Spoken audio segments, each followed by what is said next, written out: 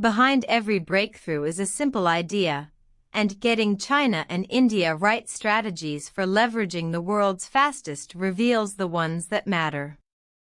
We will focus on what it says about company and world. Stay with me, the best part is near the end. Chapter 1: Company and Opportunities. Chapter 4 deals with the outbound part of the China-India story, how a company can use China and India as global platforms. We focus on 3 opportunities: cost arbitrage, intellectual arbitrage, and business model innovation. Realizing these opportunities requires a company to work on many fronts: managing internal politics, conducting a disaggregated value chain analysis to decide exactly which activities should be located in China, which in India, and which in other countries, deciding whether to set up the company's own operations or rely on outsourcing, building the necessary local capabilities, and then deploying the local capabilities globally without losing control of the value chain. Competing with dragons and tigers on the world stage. Chapter 5 examines in detail the forces that are propelling the rapid emergence of global champions from China and India. We also compare the relative strengths and weaknesses of the Chinese and Indian globalizers vis-a-vis each other. Building on this analysis, we advance a multi-pronged strategy for current multinationals to not only defend themselves but also compete with these dragons and tigers on the world stage. First, a company should attack the new champions within their home markets by taking the battle for markets within China and India seriously. Second, it should neutralize the new champions' supply-side advantage by also tapping fully into the cost efficiency and innovation opportunities offered by China and India. Third, a company should pursue an integrated China plus India strategy. A company from outside China and India will often find it easier to pursue an integrated multi-country strategy than would be the case with emerging players from within either of these 2 countries. Winning the war for talent, dealing with scarcity in the midst of plenty. Chapter 2: Local and Companies. Chapter 6 looks at the human resource challenges that companies must overcome in their quest to win within China and India and to leverage the strengths of these 2 countries for global advantage. Notwithstanding their billion-plus populations and the world's 2 largest pools of college graduates every year, China and India suffer from an acute shortage of professional staff, such as seasoned managers and people with specialized skills.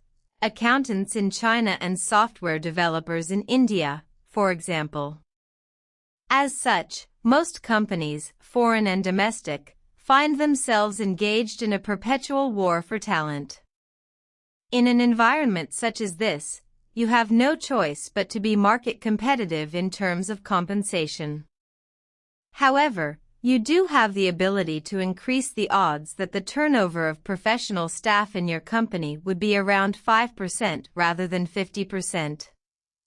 This depends directly on your firm's ability to build proprietary competitive advantages in the local labor market. How might you build such competitive advantages?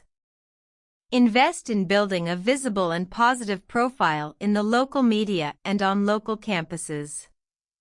A stronger corporate brand breeds pride in and loyalty to your company. Some related issues to think about are: how often does the corporate CEO visit China and India? How often are he or she and the local country manager interviewed by the local media? How often do local managers visit targeted local campuses, give talks, and serve as guest professors? Offer career opportunities in the company's global network outside the employee's home country. This is one area where the multinational firm may have a distinct advantage over many domestic companies. Chapter 3: Tier and Company. Invest in building an emotional bond between employees and your company. In general, the family plays a bigger role in China, India, and other Asian countries than in the West. Do you, for example, send congratulatory notes to the employee's spouse or parents for a job well done? Do you invest in family get-togethers and other social events that foster pride in your company and the transformation of your work units into social communities? In addition, smart companies increasingly recruit from colleges in not just the Tier 1, the largest and most developed, cities but also Tier 2 and even Tier 3 cities, where salaries are cheaper and turnover lower. However, ensuring that staff hired in Tier 2 and 3 cities and campuses would be as productive as those hired in Tier 1 locations requires investment in the establishment of local in-company training centers, or corporate universities. In the final chapter, we pull together the conclusions from our analysis and outline what the features of a global enterprise must be if it is to emerge as one of the winners 10 years from now. We argue that the magnitude and pace of change, as well as the multifaceted nature of the new reality, demand that senior leaders rethink some of their central assumptions in crafting global strategy, rethink what must be the drivers and processes to create innovations over the next 10 years, rethink how the company must be organized and managed, and above all strive with full vigor to globalize the corporate mindset. The successful global corporation of tomorrow will be one that figures out how to take advantage of three realities: the rapid growth of emerging markets and the increasing multipolarity of the world economy, enduring cultural, political, and economic differences across countries and regions, and the rapidly growing integration of national economies. Organizationally, it will be managed as a globally integrated enterprise rather than as a federation of regional or national fiefdoms. And it will be led by business leaders who have global mindsets and are masters at building bridges rather than moats. Chapter 4: Think in Someone. Think China and India, not China or India. When someone brings China and India together, it will be a big story. Shiv Nadar, Chairman and CEO, HCL Technologies. Surprising as it may seem, far too many companies still spend considerable time and energy debating whether to focus on China or India. The question is certainly important enough that in their popular series in Business Week, Jack Welch and Susie Welch devoted an entire column to the topic choosing China or India. Chapter 5: Square and People. Our central thesis in this chapter is that for most Fortune 1000 companies, the time for this debate is over. The right question to ask is how best to pursue both China and India rather than which one. A company can derive several benefits from an integrated China plus India strategy. It can capture the scale benefits from going after two, rather than just one, of the largest and fastest-growing markets in the world. It can leverage the complementary strengths of both countries. It can transfer learnings from one market to the other, thereby accelerating the pace of success in both. And it can use presence in both countries to reduce the level of overall risk associated with operating in just one of them. In short, a smart company can use a China plus India strategy to align itself with the rapidly growing economic integration between the two countries. We begin with an overview of the major similarities and differences between China and India. At million square kilometers, China's surface area is virtually identical to that of the United States. At million square kilometers, India is a smaller country. Nonetheless, it is still almost as large as the 27-country European Union (EU), which has a surface area of just over 4 million square kilometers. In terms of population, China at billion and India at billion are less far apart. Also, both are much larger than either the United States, 299 million people, or the EU, 493 million people. In essence, both China and India are continents. These numbers also tell us that despite their large surface areas, China and India have very high population densities. China, 135 people per square kilometer, and India, 333 people per square kilometer, versus the United States, 31 people per square kilometer, and the EU, 123 people per square kilometer. Not surprisingly, China and India already account for 4 of the 10 largest megacities in the world. I equals C12, Rapid Economic Growth and China's 12-year lead. Chapter 6, Years in Manufacturing. As the 2 fastest growing economies in the world, China and India are growing rapidly in absolute as well as relative terms. However, China's rapid growth started several years earlier than India's. And even today, China continues to grow somewhat faster than India. In 1980, China and India had roughly the same, albeit very low, per capita incomes. Since then, China's economy has grown to become almost 3 times as large as that of India. Deng Xiaoping kick-started the economic revolution in China around 1979. In contrast, India started on the path of domestic liberalization and global integration in 1991, fully 12 years later. That 12-year gap remains alive and well today. According to our analysis, the simple equation I equals C12 captures a vast proportion of the economic differences between India and China today. Most of the key economic indicators for India in 2006-2007 look strikingly similar to the figures for China in 1994-1995. Similarly, projecting ahead, if you take India's GDP for 2007 and compound it at an 8% annual growth rate, it turns out that India's GDP in 2020 should be the same as China's GDP in 2007. Might India be ready to host the Summer Olympics in 2020 in as impressive a fashion as China did in 2008? We deem such a scenario highly likely. The median age of India's population is years as compared with years for China. Because of the one-child policy, China's population is not only 8 years older than that of India, it is also aging faster. As a result, China's dependency ratio is on the rise, whereas that of India is declining. Given this demographic dividend, most analysts expect that from around 2020 onward, India's economic growth is likely to exceed that of China. Looking at the inevitable aging of the population, a common refrain among China's policymakers is, China must get rich before it gets old. In 2006, manufacturing accounted for 47% of China's GDP but only 28% of India's. Taking into account China's much higher GDP, this implies that China's manufacturing sector, $1 trillion in 2006, is 5 times as large as that of India, $251 billion in 2006. China's lead over India in the manufacturing sector is formidable.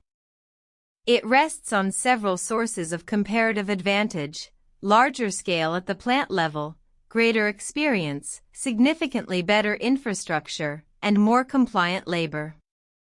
China has been a manufacturing and export powerhouse since the early 1990s. The manufacturing revolution in India, now in full swing, started only around 2005. Chapter 7, Percent in Services. In 2006, services accounted for 41% of China's GDP but 55% of India's. In particular, India is far ahead of China in software services as well as most other types of services that can be delivered remotely by information technology.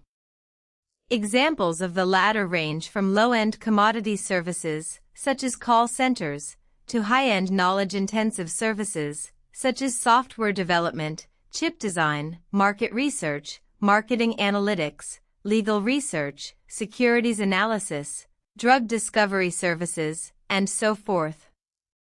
India's lead over China in these types of IT-enabled services rests on several sources of comparative advantage: native fluency in the English language, economies of scale, over 20 years of experience in serving global customers, incorporation of Toyota-like process discipline and rigor into the creation and delivery of services, and deep domain knowledge of key customer industries. Including foreign multinationals such as IBM and Accenture, almost 10 IT services companies have an India-based professional staff numbering over 50,000 each. In contrast, in China, the largest IT services company has a staff of only around 10,000. China's physical infrastructure, such as highways and paved roads, rail lines devoted to goods transport, seaports, and airports, is significantly more developed than India's. This is due in part to more effective policymaking and implementation in China and in part to the fact that China started to invest heavily in infrastructure in the mid-1990s, something that India is beginning to do only now. Between 1998 and 2005, China spent % of GDP on hard infrastructure as contrasted with India's 4%. Indian policymakers appear to have finally realized the huge constraints that weak infrastructure puts on the development of the country's manufacturing sector and exports. Working on a strategy of public-private partnership, a new 5-year plan that commenced in 2007 is intended to double annual investments in infrastructure. Over the past 10 years, China has attracted about 10 times as much foreign direct investment, FDI, as has India. The following are some of the major reasons for this difference. Until recently, major tax breaks given by the Chinese government to foreign invested enterprises. 6. The attraction of a larger domestic market within China, much better infrastructure, and more compliant labor. In 2005, China attracted a net inflow of over $75 billion in FDI as compared with only $1 billion for India. However, the pace of FDI inflow into India has started to gather steam. Inbound FDI in India was about $16 billion in 2006 and about $25 billion in 2007. The projected figures for 2008 are $40 billion. As large, rapidly growing economies, China and India share the same challenges with respect to energy shortages. In 2006, China consumed million barrels of oil per day and imported about 50% of it. India consumed million barrels per day, with imports supplying almost 69% of this need. Over the coming decade, the situation is likely to get worse. Governments, companies, and people in both countries are responding to this situation in roughly similar ways. Both governments are on an active hunt to secure access to energy resources outside their borders, especially in Africa. At the same time, both societies have dramatically increased their reliance on renewable, non-fossil, energy sources such as wind, solar, and nuclear. In 2007, China and India were already among the world's top 4 countries in terms of installed wind power capacity. Excluding electricity and heat trade, China and India already derive 15% and 40%, respectively, of their energy from renewables, as compared with less than 5% for the United States. Also, China and India generate only %, respectively, of their electricity from nuclear power. Compare these figures with those for the United States, %, Japan, 30%, Germany, %, and France, %. It is clear that China and India will have to dramatically increase their reliance on nuclear power over the next 2 decades. Chapter 8: Number and Capita. China and India also share similar environmental challenges, for example, emissions of carbon dioxide. In 2005, China and India were among the 5 largest emitters of energy-related carbon dioxide into the atmosphere, the other 3 being the United States, Russia, and Japan. Yet on a per capita basis, China's emissions at tons per capita and India's at tons per capita were a small fraction of the figures for the United States, tons per capita, and Japan, tons per capita. Herein lies the challenge for both China and India as well as the developed countries. Since carbon dioxide emissions affect all of humanity and global warming has reached alarming proportions, it is unimaginable that China and India can continue to focus solely on per capita figures. At the same time, it also is unthinkable that they will forego future economic growth for the sake of the environment.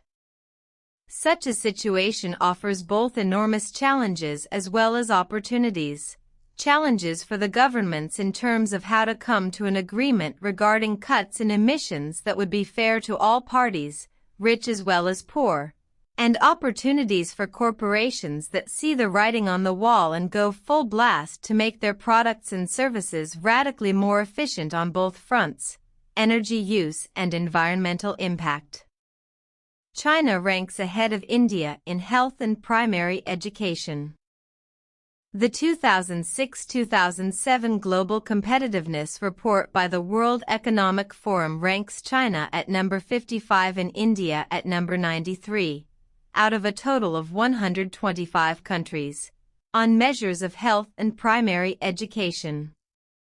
According to the World Bank's data for 2005, life expectancy at birth in China was years versus that for India at years. The estimated adult literacy rate in China is 91%, whereas that in India is 61%. The 2006-2007 Global Competitiveness Report ranks India ahead of China in higher education and training, number 49 versus number 77. Historically, India has placed much greater emphasis on tertiary education, whereas China's emphasis has been much stronger on primary and secondary education. However, recent policy changes in both countries are leading toward a convergence over the next 20 years. The Global Competitiveness Report also ranks India ahead of China in technological readiness, number 55 versus number 75, business sophistication, number 25 versus number 65, innovation, number 26 versus number 46, and company operations and strategy, number 25 versus number 69. Unlike China's economic isolation between 1949 and 1979, India's economy always remained integrated with the global economy.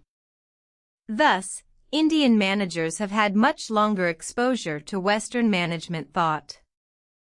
Also, India started establishing elite business schools in the 1960s, a process that China did not embark on until the late 1990s.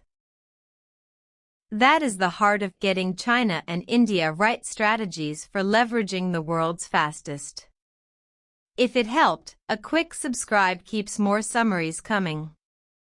So how do company and world connect? That is exactly where we started. Go back to the top and watch it click into place.